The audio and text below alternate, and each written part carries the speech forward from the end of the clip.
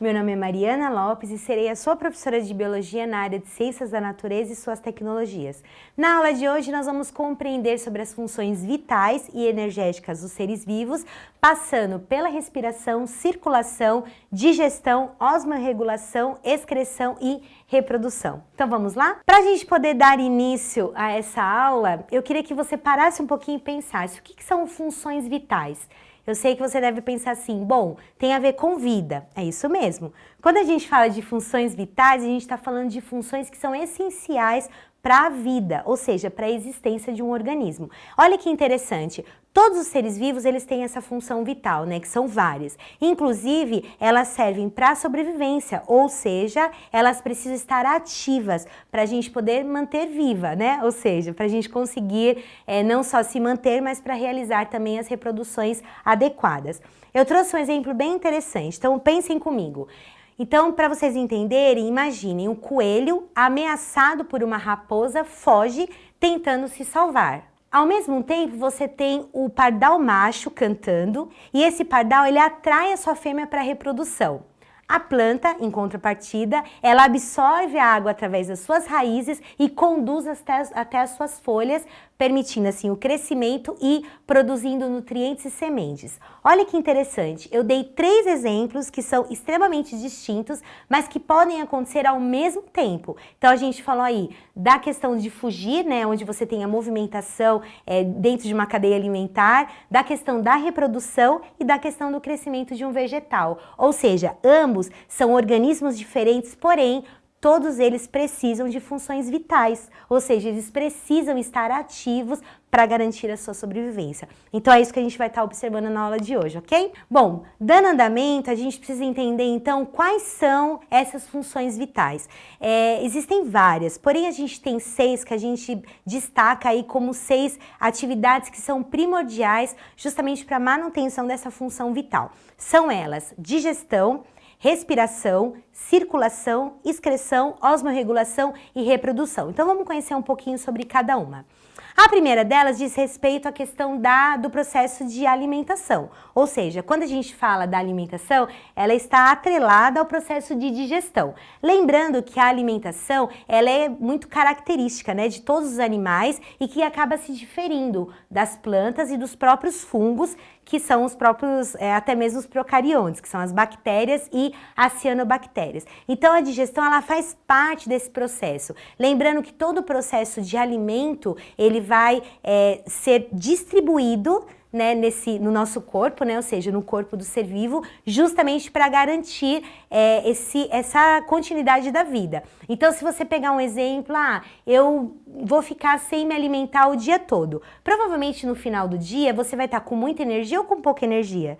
Você vai estar com pouca energia, o seu corpo vai necessitar de alimento para você continuar a exercer o processo de vida, ou seja, não dá para você ficar tanto tempo sem ter um alimento, né? Você pode até ficar, só que você vai acabar ficando muito fraco. Então, a sua capacidade intelectual, a sua capacidade física, ela acaba sendo reduzida. Então, a primeira função vital, ela diz respeito ao processo de digestão. Eu vou deixar um vídeo para vocês assistirem sobre o sistema digestório para poder entender um pouco mais esse contexto. A digestão começa na boca. Os dentes trituram os alimentos.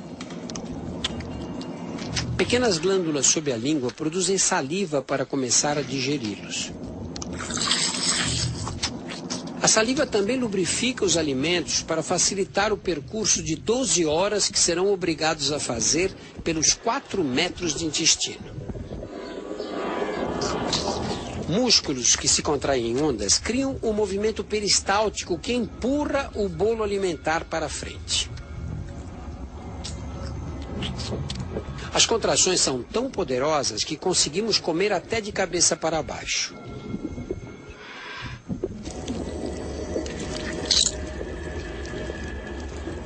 Pela primeira vez, uma câmera permite filmar em alta definição a chegada no estômago. O estômago é um reservatório com paredes musculares que se contraem para transformar os alimentos em líquido, com a ajuda do suco gástrico, muito ácido.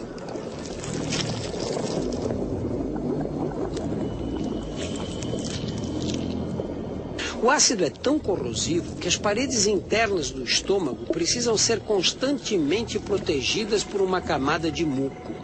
Sem ele, surgem as úlceras.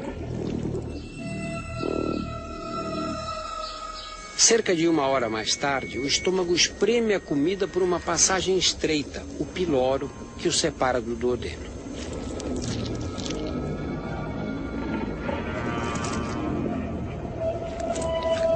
O duodeno é a primeira porção dos 3,5 metros de alças que constituem o intestino fino, onde serão absorvidos os principais nutrientes.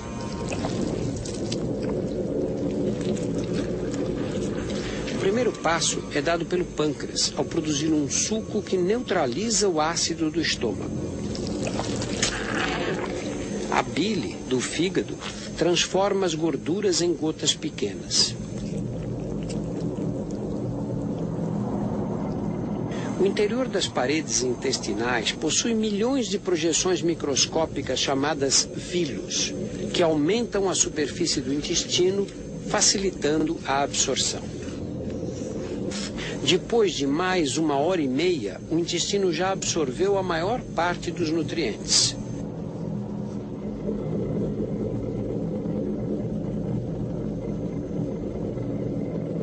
O que sobra chega ao intestino grosso através da válvula iliocecal.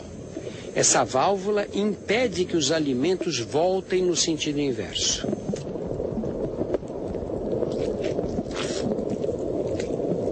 A principal função do intestino grosso é absorver água. O que sobra é uma mistura de restos alimentares, células mortas e bilhões de bactérias. As bactérias do intestino grosso não causam infecção. Elas são importantes porque produzem as enzimas que quebram os carboidratos complexos que o intestino não conseguiu digerir. Finalmente, depois de 12 horas, o corpo elimina o que sobrou da refeição.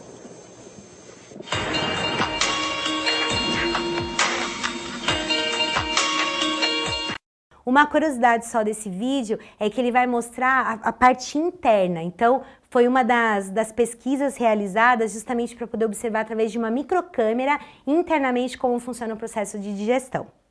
A segunda função que a gente tem como função vital é a respiração. Então a respiração, ela envolve uma questão de trocas gasosas, lembrando que a gente é o contrário dos vegetais, né? Nós precisamos do oxigênio e liberamos CO2. Os vegetais, eles absorvem o CO2 e liberam oxigênio. Por isso a importância da gente ter não só as plantas, né, mas também as algas como fontes aí de oxigênio para a atmosfera de modo geral.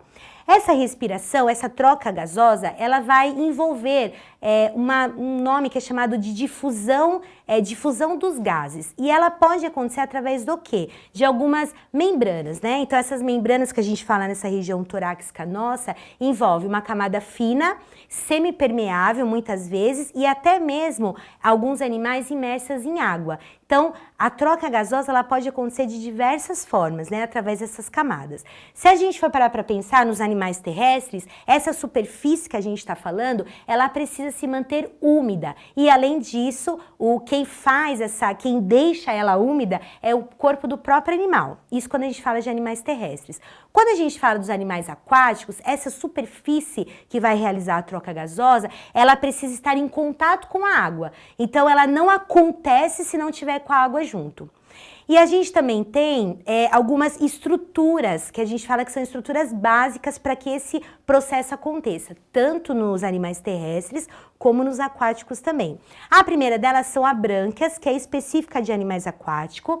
A segunda é o pulmão, que é típico mesmo de respiração. E aí a gente fala que existem alguns peixes, por exemplo, que são os peixes pulmonados, que eles apresentam essas estruturas de pulmões. Ou então alguns anfíbios adultos, ou até mesmo nas aves, nos répteis e nos mamíferos de forma geral. O terceiro que a gente tem é chamado de traqueias. Eu sei que quando a gente fala traqueia, você vai lembrar lá do corpo humano, né? onde é uma estrutura bem fina, alongada, e essa estrutura ela vai dividir em 2 lobos, só para poder lembrar. Essa traqueia, ela vai uma parte para o lobo direito do pulmão e uma parte para o lobo esquerdo.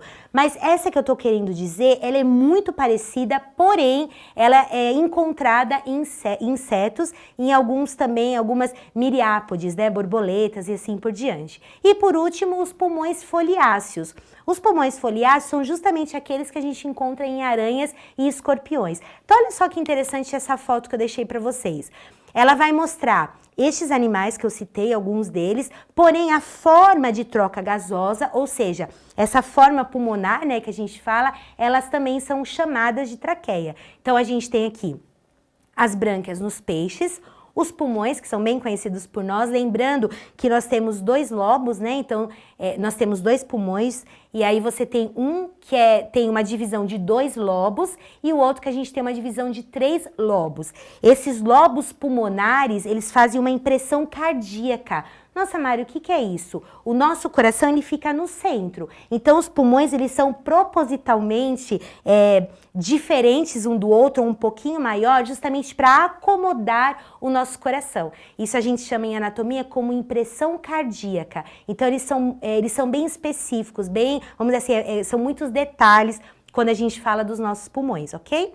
Nós também temos os pulmões foliáceos e, por último, as traqueias que eu comentei com vocês, que parece com a nossa, porém há uma diferença, porque ela não é só 2 ramificações, igual a nossa que vai para o pulmão. Ela acaba se abrindo entre outras também, ok? E aí, para fechar esse tema de respiração, vejam só que interessante essa figura. Eu trouxe para vocês os 3 tipos de pulmões que a gente tem, né, nos animais, ou seja, dessa região que realiza a troca gasosa. E aí nós temos, então, nos anfíbios, então vocês percebem que tem a traqueia, e essa traqueia, ela libera, tem esses brônquios, que vai justamente para os pulmões. Temos os répteis, a diferença dos répteis é que eles têm uma glote, e essa glote, ela também faz a separação por uma laringotraqueia que vai para os pulmões. Temos também as aves. As aves, a gente fala que, junto com esse acoplado de pulmões, ela tem esses sacos aéreos que acabam auxiliando no processo de troca gasosa. E por último, os mamíferos, que são bem conhecidos por nós, onde você tem a laringe, a traqueia, e aí é o que eu comentei com vocês, olha lá, a traqueia ela se ramifica para os dois pulmões que a gente tem, né? Lembrando que eles têm quantidades de lobos diferentes, ok?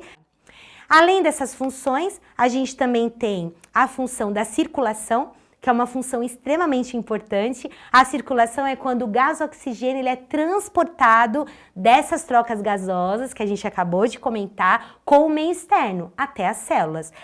O sistema circulatório ele pode ser de 2 tipos. Então, ele pode ser um sistema aberto e um sistema fechado. Quando a gente fala do sistema aberto, nós temos como exemplo os moluscos, exceto os cefalópodes e também os artrópodes que a gente viu, as aranhas e assim por diante. O sistema fechado, ele já ocorre nesses cefalópodes e ele também ocorre nos anelídeos e nos vertebrados também. Essa circulação, a diferença delas é porque o sistema fechado, ele tem um sistema, né, que é onde você tem a saída e o retorno. Já o sistema aberto, ele não tem esse retorno. Então, você tem a saída desse sangue, eu já vou mostrar numa foto daqui a pouquinho, mas ao mesmo tempo, você tem a distribuição para o corpo, tá? Então, essa é a diferença, por isso que um é fechadinho e um é aberto. O corpo foi feito para se movimentar, nada de ficar parado. É preciso circular. Para mover-se em uma explosão de força, o corpo precisa de energia. Energia da vida. Ela é fornecida pelo oxigênio que puxamos para dentro dos pulmões. Ele é levado para todo o nosso corpo pelo sangue. Quer saber como? Então, vamos viajar pela circulação sanguínea. Prepare-se para aprender sobre um dos sistemas mais importantes do corpo humano, o sistema circulatório. O sistema circulatório cardiovascular é formado pelo coração e vasos sanguíneos. As artérias levam o sangue que sai do coração. Os capilares são vasos muito finos que unem as artérias às veias e fazem a troca de gases e nutrientes entre o sangue e os tecidos. As veias trazem o sangue dos tecidos, rico em gás carbônico, de volta ao lado direito do coração, onde é levado aos pulmões pelas artérias pulmonares, recebe oxigenação e chega ao lado esquerdo do coração pelas veias pulmonares. Do coração, ele é bombeado pela artéria aorta para as diversas partes do corpo. Leva oxigênio às células, retira delas o gás carbônico e retorna ao coração, completando o ciclo que se repete continuamente. A movimentação do sangue é sempre regular e segue a mesma direção devido às contrações rítmicas do coração. Os vasos sanguíneos funcionam como uma autoestrada, interligando todo o corpo. O plasma é a parte líquida do sangue, composto por proteínas, sais minerais e outras substâncias dissolvidas em água. Ele permite a circulação das células sanguíneas. Veja, aquela célula é uma hemácia. Ela é responsável pela distribuição de oxigênio pelo corpo e pela retirada de gás carbônico das células. Uma curiosidade: o sangue é vermelho porque a hemácia possui uma proteína chamada hemoglobina, que contém moléculas de ferro em sua estrutura e, quando oxidadas pelo oxigênio, tem cor avermelhada. Então, vamos resumir essa história. Funciona assim: quando respiramos, o sangue é oxigenado nos vasos pulmonares e é levado às câmaras esquerdas do coração, de onde é bombeado através da artéria aorta aos tecidos do corpo. Este sangue leva oxigênio às células, retira o gás carbônico e retorna ao coração, completando o ciclo que se repete continuamente. Quando o corpo absorve o oxigênio, ele gera energia para seu funcionamento. Energia que gera força e nos faz movimentar e viver. Esse vídeo que vocês estão acompanhando, vocês podem assistir ele na íntegra lá na nossa plataforma, ok? Então, para a gente poder entender essa diferença do sistema circulatório aberto e do fechado. Então, olha só que interessante. Quando a gente fala do aberto, vocês percebem que as flechinhas, elas não retornam. Elas só mandam. Por isso que a gente fala que é um sistema aberto, como, por exemplo, no gafanhoto. Existem algumas literaturas que chamam esse sistema, a gente nem chama como sangue, a gente chama como hemolinfa, tá? Então, é como se fosse uma linfa, né? Uma linfa meio que sanguínea, mais ou menos assim. Já o sistema circulatório fechado, você vai ter o retorno. Então, você tem lá o bombeamento do coração, ele sai pelas artérias, essa artéria passa pelos capilares, pelo corpo todo e retorna pelas veias. Então, tá vendo? Por isso que a gente fala que é um sistema fechado, né? Então, a gente traz aí esses dois exemplos para poder entender a diferença deles, ok? Além disso também, nós temos como função vital e energética a excreção e a osmorregulação. Lembrando que a osmorregulação a gente fala que é uma regulação de equilíbrio, né? Inclusive, nos animais, essa osmorregulação, ela está muito linkada com o sistema excretor também, o sistema de excreção. Ou seja, o sistema de excreção é quando a gente vai eliminar todas as substâncias tóxicas, né, do corpo. Aí vocês podem perguntar, mas Mari, por que existe essa relação do sistema excretor com a osmorregulação? Porque a partir do momento que eu tenho uma osmorregulação, ou seja, que o controle de água e de sais do meu corpo está sendo abastecido, está sendo controlado, eu vou começar a excretar aquilo que não é bom. A gente fala que excreta aquilo que é tóxico. Então a gente começa a dar um equilíbrio para esse organismo, ok? Então agora eu quero ver se vocês estão prestando atenção na minha aula, hein? Então eu vou deixar uma pergunta, ok? Essa pergunta é assim: qual o objetivo principal da osmorregulação nos seres vivos?